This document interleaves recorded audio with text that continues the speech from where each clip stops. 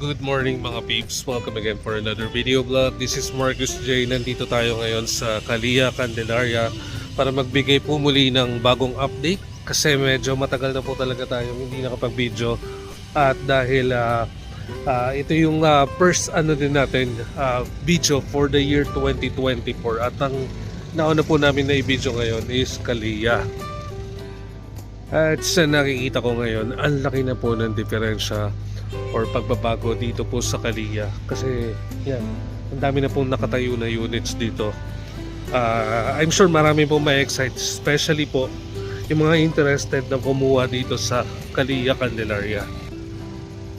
Ang dami na rin po nagme-message sa aking YouTube channel. Yan, hindi po tayo makapagawa ng video kasi nga galing po kami sa trangkaso. Yan, pero ngayon yan, pinilit na namin makapagawa ng video para na rin magkaroon po kayo ng update para dito naman sa Calia. Susunod po yung mga ibang project na handle din po namin. So samahan nyo ako mga peeps. Without further ado, ipakita na po natin kung ano yung mga pagbabago dito po sa Calia. Doon po sa mga hindi pa familiar kung nasaan po yung exact location po ng ating Calia, Candelaria, ito po ay located at Barangay Masin along Maharlika Highway lang din po. Yan, kung mapapansin niyo po dito po sa video natin, ang ito pong pakanan po natin, ito po yung going to Manila, Batangas, San Pablo. Yan po. And then ito naman pakaliwa naman po, ito po yung going to Sariaya, Lucena, and Bicol. Kaya kitang-kita nyo po na kapit highway lang po itong ating Calia. Kaya dun sa mga gustong mag-invest ng unit or ng bahay dito po sa South, yan, best option na rin po natin ito si Calia kasi maganda po yung location niya along the highway, napakalapit lang din po sa Pure Gold. Ang maganda din po dito, yung area niya elevated, so mas mataas pa po siya from the highway. So meaning, flood free po itong area ni Calia. And about 2 minutes drive lang po siya papunta doon sa proper po ng Candelaria. So yan, pagpasok nyo pa lang po ng entrance gate, makikita nyo na po itong rotonda at kitang-kita na po natin na tapos na po itong Block 5. And also itong Block 6, yan. Kitang-kita po natin na tapos na din po itong Block 6. Next to Block 6 po natin is Block 7. Yung Block 7 po natin, yung isang side pa lang po yung halos na construct na po, then yung katalikuran po niya ay uumpisahan pa lang. Next to Block 7 is Block 8. At ang nakikita po natin dito sa video natin, ang Block 8 po ay inuumpisahan pa lang po yung ating concrete road. Ganun din po sa Block 10, Block 11, and Block 12. Yan, inaayos pa lang din po yung ating concrete roads dyan. Pero dito mga peeps, sa Block 13 may mga naumpisa na po tayo at may mga natapos na rin po tayong unit.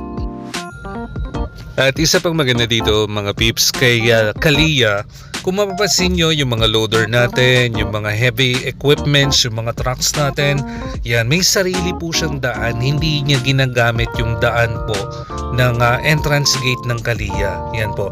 Kaya naiiwasan po natin yung pagka-damage po kagad ng ating concrete roads.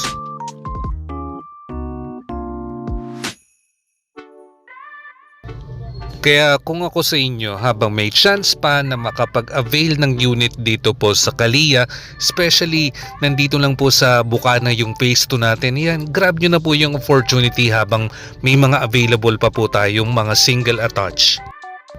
Lalong-lalo na kung hanap po natin is Bukana. Yan, kitang-kita naman po natin yan, Bukana lang po itong phase 2. Andito lang tayo mga peeps sa Bukana. So yan, dito lang din tayo nagbi-video. Kaya yan, titindig po tayo. So yun lang po yung entrance gate natin. At nandito na po yung mga units natin. Kaya napakalapit lang po talaga siya sa ating entrance gate. And mga peeps, pasensya na po kayo kung medyo na late po yung pag-update ko dito sa Calia. At yun nga po, dahil nga po nagkatrangkaso po si Marcus J. Pero don't worry mga peeps, yan. Continuous pa rin naman po yung ating pag-update. Nagkataon lang po na nagkaroon tayo ng aberya. Para sa assurance po ng pag-avail ng unit dito po sa Kalia, hanapin nyo lang po kami, Mark or Sandy Gigante ng Gigante Real Estate Services. Lagi nyo pong tatandaan mga peeps, always transact lang po sa ating mga licensed and accredited real estate service practitioner para maiwasan po natin yung aberya pagkuha po ng unit. At kapag ka sa amin ka po nag-avail ng unit, yan, lagi po kayong updated sa mga bagong kaganapan po dito sa project po ng Kalia.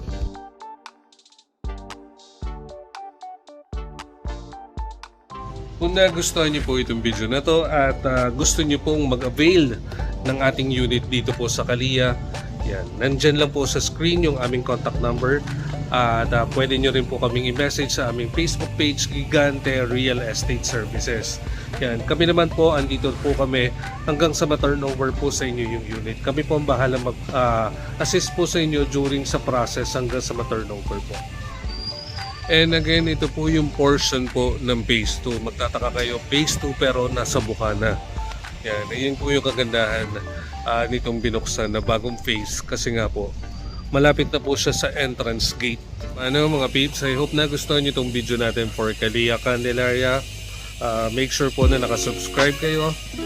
Pakihit na rin po ng notification bell para lagi po kayong posted or updated dito sa ating mga gagawin pang mga bagong videos kagaya po nito. Thank you for watching mga peeps.